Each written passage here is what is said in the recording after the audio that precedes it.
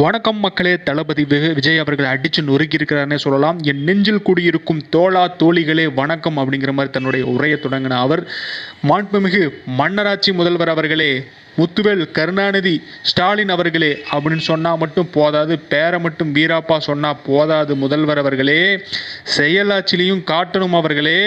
இப்போ வந்தவன்லாம் கட்சி ஆரம்பிக்கிறான்னு சொல்கிறது மட்டும் பத்தாது அவர்களே, உங்கள் ஆட்சியை ஒழுங்காக நல்ல முறையில் நடத்தணும் முதல்வர் அவர்களே அப்படிங்கிற மாதிரி கண்டிப்பான விமர்சனத்தில் சொல்லியிருக்கிறாரு இளைய தளபதி விஜய் அவர்கள். அது மட்டும் இல்லாமல் அடுத்த வருஷம் வித்தியாசமான தேர்தலை தமிழகம் நிச்சயம் சந்திக்கும். 2026 இருக்குது பாரு தாவேகானுடைய ஆட்சி அப்படிங்கிற மாதிரி சொல்லியிருக்கிறாரு. ரெண்டு பேர் தான் இடையில தான் இந்த போட்டியே நடக்குது இந்த தமிழகத்தில். ஒன்று டிவிக்கே, அனதர் ஒன் இஸ் டிஎம்கே அப்படிங்கிற மாதிரி ரெண்டு ஆட்சிகளை மட்டும்தான் பிரகடனப்படுத்தியிருக்கிறாரு. இவங்க 2 பேத்துக்கு மத்தியில் தான் தமிழ்நாட்டில் கண்டிப்பான ஒரு போட்டி இருக்கும். இனிமேல் தான் கதறல் சத்தம் ரொம்ப அதிகமாக இருக்கும் தமிழ்நாட்டில், கண்டிப்பாக இருக்கும் அப்படிங்கிற மாதிரி சிரிப்போட சொல்லியிருந்தாரு.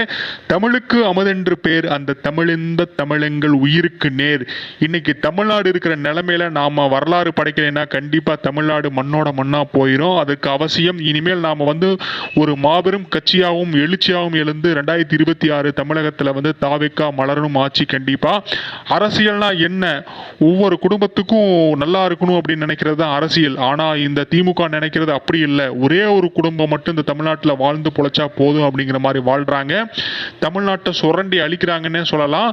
கட்சிக்கு திராவிடம், ஆட்சிக்கு திராவிட மாடல், தினம் மக்களை மடமாற்றம் பண்ற இவங்களுக்கு கண்டிப்பா நாம முடிவெட்டியே ஆகணும் அப்படிங்கிற மாதிரி வீரதீர பேச்சோட சொல்லியிருக்கிறாரு. எத்தனை நாளைக்கு தான் எங்களை நீங்க தடுத்துக்கிட்டே இருப்பீங்க? மாநாடு போனா அங்க மாநாட்டுக்கு தடையா இருக்கிறீங்க, பரந்தூர் போனா பரந்தூருக்கு தடையா இருக்கிறீங்க, பொதுக்குழு கூட்டம் நடத்துறானா பொதுக்குழு கூட்டத்துக்கு தடையா இருக்கிறீங்க, எங்கெங்கெல்லாம் எங்களை தடையை வச்சு எங்களை பேச வைக்காம தடுக்கிறீங்க. இத்தனைக்கும் ஒரு நாளுக்கு கண்டிப்பா முடிவு இருக்குது.